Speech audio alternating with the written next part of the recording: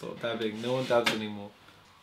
What's going on, everyone? It's GadgetsBoy. I'm Tommy. This is John. What's up? So welcome to another weekly video. Bang on time as well. Bang on time as well. I'm gonna try and edit it today, so it goes up today. It's been a really good week. It's been crazy. A lot to see, a lot to talk about. Everything. It's actually been mad for me trying to filter everything that I've seen, what you've seen, so that it's a short list. Otherwise, this video would have gone on forever. Yeah. So let's get into it before we go on forever. Yeah. So first up, LG V30. Is that the new phone? It is the new phone. I haven't had a chance to have a look at it. So they had the V20 out, which we didn't see in the UK. So this is the first time they've actually brought over the V range. But isn't this a car phone exclusive? Car phone exclusive, which I spoke to them about, and it's just about relationship and long-term relationship in terms of TV and everything that they sell. Because Car Phone Warehouse is under the Dixon PC World, guys. So that's why. So what do you think of the phone? It's great. It's good for creativity, right? So reason why I say that is when you go into camera mode, there's a thing where you can zoom into. Oh, you told me about this actually. Yeah. That sounds kind of cool. I forgot the actual official name of what they call it. So, but you can like change the focus point whilst you're. That's the word I was looking for. Focus point. Yeah. So normally on a phone, when you zoom in, you tap and you zoom in, and it doesn't matter where you tap on the screen. It just goes straight into the middle. But now what they've done is, if I tap your hat in the corner there, and you slowly zoom in, it will go ever so smooth. It's interesting, but how useful is that? It's good for people who create videos on the go with their smartphone. Okay. In the long term, I don't see why anyone would want to use it all the time, but if you're really creative and into your videos, then it's useful. See, but what I've noticed is a lot of manufacturers seem to be looking for points of difference. So while LG's gone down this road, another device that we saw this week, the XZ1, has gone down the 3D camera scanning. So I mean, they're all looking for something different, and I really like the XZ1. I think it's the XZ1 compact. Everyone prefers the compact. You know, it's waterproof. It's small. It's actually small. Has a great battery in there. 4K video. So I mean, I think Sony, for me, if we're looking at gimmicks that might make a difference, 3D scanning kind of says a bit more for me. Yeah, that is very gimmicky to a certain extent. It's cool. But you can scan your head and create a toy out of it. I don't have a 3D printer at home yet. I don't have any other way to use it. It's just there yet. Okay. It's future proof. One more thing about the V30 though. There's a crystal glass on the lens, where the lens is. So what that means is you get less light bouncing around. Okay. Like a filter effect. Yes. Almost. But it's the glass itself. So rather than now, I'm not sure, like sapphire display and etc. is nice, but having a glass, crystal clear glass there is different. It's actually quite expensive as well to have on the phone. So that should improve the image quality. It should improve it, and it's f1.6, which you might be excited about because that's good in low light. Field. And very good in low light. Good in low light, definitely. I've seen some samples. Out of focus backgrounds. Yeah, LG, we're still waiting for our sample, but otherwise I've seen some sample pictures online and it looks good in low light, which is pretty cool. But yeah, that's for LG what I've seen. Sony RX0. Talk to me about that. I love that camera. It's basically the RX100 Mark 5, Sony's premium compact camera. Right. 1-inch sensor product, but in a GoPro form factor. See, I was very impressed by that. It looks amazing. It's not even full GoPro size. No, I've got GoPro Session. It's a little bit smaller than the GoPro. And it shoots 1,000 frames per second video, which is insane. Crazy. I think you can go down to 10 meters underwater and 100 meters. Does it have a tripod thread? It's got a tripod thread, so you can mount it onto like a gimbal or anything like that. Wow. Really kind of kit it up. I think for me, it looks like the ultimate B-roll camera. You could just have it in your bag and, you know, you could be on a job and have it in your bag and someone could say, oh, could you get some slow-mo? Yeah. You could just stick that on a bike bar, like a bike handle or whatever.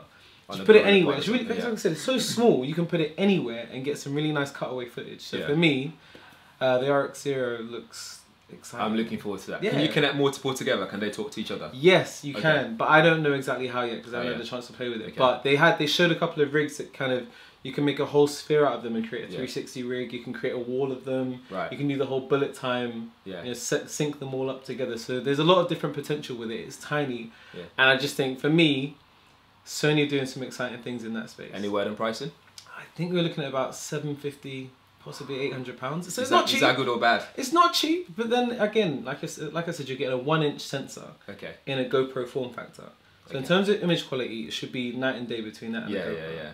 That's insane. So they managed to pack all that in that tiny. I don't know how. It's witchcraft. What did Samsung have? Samsung brought out 3 new wearable devices. So they've got Samsung Gear Sport, Gear Fit Pro, which is like the next level up from Gear Fit 2 for anyone who's got one now. Okay. And there's a Gear IconX, which is just a pair of in-ear earbuds. Okay. It's got storage in there, so you can put music on it, so you can just go running with them in your ears without your smartphone with you, which is pretty cool. It's got a charging case, so you get extra battery life. Gear Sport is basically, for me, I can't differentiate between that and a Gear S3 at the moment. They're quite similar. They're quite similar. So it's basically this year's Gear S3. Yeah, but it's more of the Gear S3 Frontier, so the sport version. So you can take it on the water up to 50 meters, which is pretty good. And it's got all this like swimming software and apps integrated with it now. So you can basically take it swimming, like you can time your laps. Yeah, you can measure your strokes. Cool.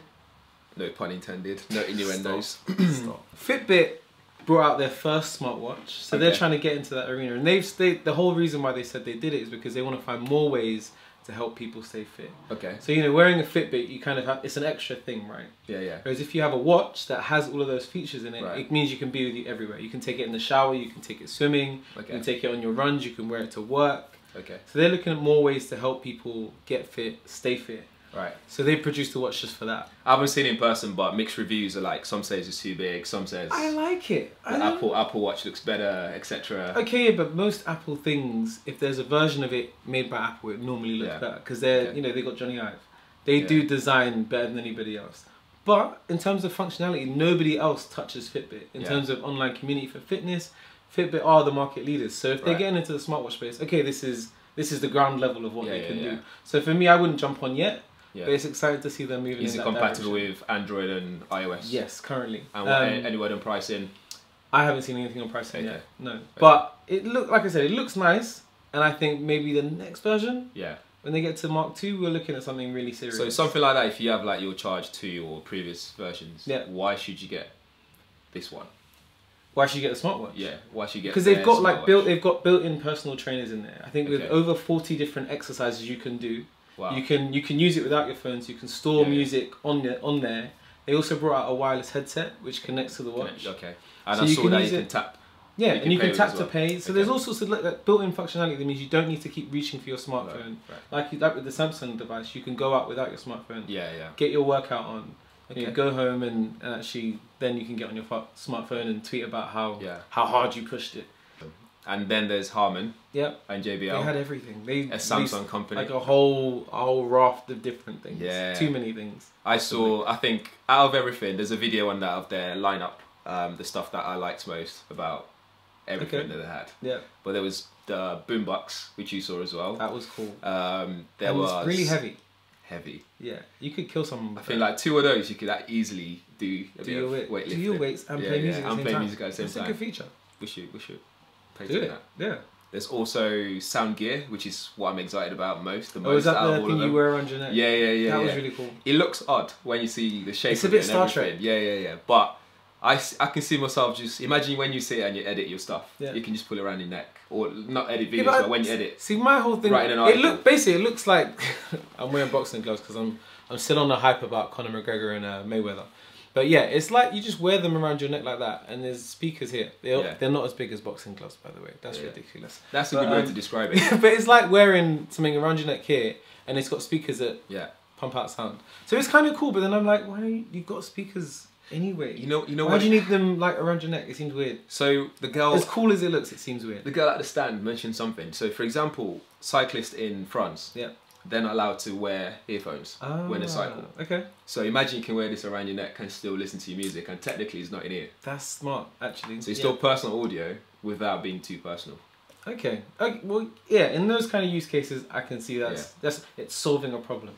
Under Armour one looks snazzy. They're really cool. They're all designed with fitness in mind. They've got like anti-sweat covers that you can remove and put in the washing machine. They're really sturdily built. Anti-slip headgear. Yeah. I think the Under Armour wireless headset. I really liked those. What's the new something that's new that they're doing this year is integrating artificial intelligence, AI assistant into everything. So they've got a Cortana version. Yeah. They've got Android Google Assistant version, and they've got Alexa one as well. Okay, so they're trying to be as broadly compatible as possible. Yeah. That's cool. The Cortana one's not coming to Europe. It's more an American thing because it's big over there in the US. It's big in the US, but here we don't really use Cortana. But I mean, I don't know. I think this year is that year of Alexa, Google Assistant, and all that stuff in everything. Sony had one this year. It's going that Panasonic had one. Everyone had one this year. It's like everyone's trying to do it. And guess who's winning? Google and Amazon. So I guess you need to get into the Google camp. Need to get or into the Amazon camp. Yeah, I'm team. Not Alexa. Alexa, yes. Sound bars as well. So they're now into the soundbar market. They have one where you can detach 2 speakers on the end of it, so you can have these 2 extra speakers and create surround sound system. That's cool. Or you can attach it back, and you've got wider sound, louder sound situation going on, which is really cool. It's smart. Yeah, it's smart. It's smart. Again, there's a video for that, so you guys can check all the check out the video below. I saw Pioneer. Sticking with audio. In-car audio system. I'm a big fan. I mean, that goes way back to when I first started driving. You had like a customized... I had a flip out DVD and stuff like that. But now they've got one with Android CarPlay built in. It looks really nice, easy to install. They had other equipment there like subwoofer.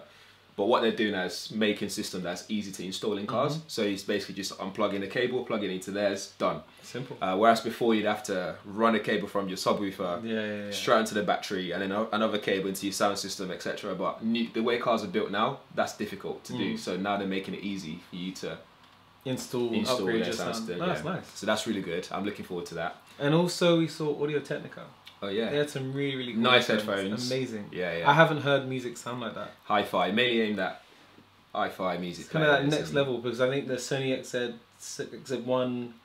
They've got the high fidelity audio for hi-fi. So I think that's the way it's going as well in terms of phones looking to differentiate themselves. The audio quality is definitely audio quality, video quality, and their usability. Yeah. And durability. Next. SanDisk are crazy. Talk to me about that. They are crazy. What's good about it? So they've just they announced at IFA a 400 gigabyte micro SD card. Do you understand the levels? My laptop is a MacBook Pro 15-inch and has a 500 gigabyte hard drive. They've managed to get 400 gigabytes into a micro SD card. What, micro SD? Micro SD. Jeez. It's ridiculous. Have a look at the picture on my Instagram. It's Gadgets John on Instagram. I'll put it there. And it's ridiculous. I've never seen anything like it. I mean, at the at Photokina last year, they showed off a 1 terabyte SD card, which is already crazy because SD cards are not that much bigger than micro SD, and that's 1 terabyte. I find it interesting that they are future-proofing it for, you know, smartphones now support 250 gig. Currently. There's a phone, I can't remember which one it is, actually supports up to 1 terabyte. That's crazy. So it's definitely moving that way. It is, it is. And also, I mean, drones, you know, they're shooting much higher resolution footage. So it's all kind of, I think SanDisk are thinking ahead and delivering stuff that people might not necessarily need right now. But they're going to need it. What class is it? Is it class 10? Class 10, but U1. U1. What does that mean? It's 10 megabits per second. Nice. So fast read and write. Yeah. Awesome. Very fast. I mean, ideally you'd want about 30 megabits per second, but 10 is good enough for most things. Cool. And that would be good for 4K recording as well. Yes. Awesome. And then finally, DxO. There's been like a big conversation about this as well. They did this whole study about how people use their smartphones and how people use their cameras. Right. And they've used the feedback to develop a new version of DxO Mobile. So you know when people want to buy a new smartphone, everyone goes on DxO to see who's the top smartphone. I think currently it's HTC. Yeah. And this is top smartphone for camera, by the way, just to make that clear. So what they've tried to do is assess how people are using the phones and then feed that back into how they're testing the camera. So now they're going to be looking at how attractive the out of focus highlights are. Right. You know, that all of that area when it's blurry, they're going to look at that. And then when they're testing them, they're also going to look at motion, how much that impacts the image. Right. Because obviously most people want to take pictures of action. Yeah. Not everyone's taking pictures of their food. Saying that, I suppose they need to start thinking how can they refine it, because phones now have things like dual lenses, and they all do dual lenses in different ways. Some are wide and super wide, some are like telephoto and normal, etc., black and white. And so how do you pit that against like? So they're taking all of that into consideration. Right. They're looking at how the phones are producing the images now. They're looking at processing, because obviously a lot of them use the same sensors. But then how you process the image has a big difference on image quality. So and they're also putting a lot more emphasis on low light quality. Because that's one of the areas where most people are saying, we wish my phone was better at taking pictures in the dark or at parties or all of that kind of thing. Cool. So DxO have updated all of their systems. They're basically gonna re-review all of their top phones. take all of the marks off the old reviews, and give new scores. So everything that's there might change. It's quite interesting. When can we expect new scores? They're going to be changing them. I think they're going live mid-September. Mid-September this year. Yeah. Oh wow, very soon. They've been working on it for the past. So that should be just in time for the iPhone, maybe. If it's happening, they've already sent out the invites for that. So I'm looking forward to what the iPhone 8 is going to be about. What it's going to look like if the rumors are. And I'm sorry, but I'm going to be hugely cynical if it comes out the iPhone 8, the new iPhone 8, just so happens to be the top phone on DxO. But we'll see. We'll see. Let us know what your predictions are in the comments. On the iPhone 8. Yeah. Yeah, I'd be interested to see what you guys think. That's it for this week? I think so. Yeah, thanks for tuning in, and hopefully we'll see you guys for the next one. And hit subscribe. Make sure you subscribe, share it as well, and yeah, see you in the next one.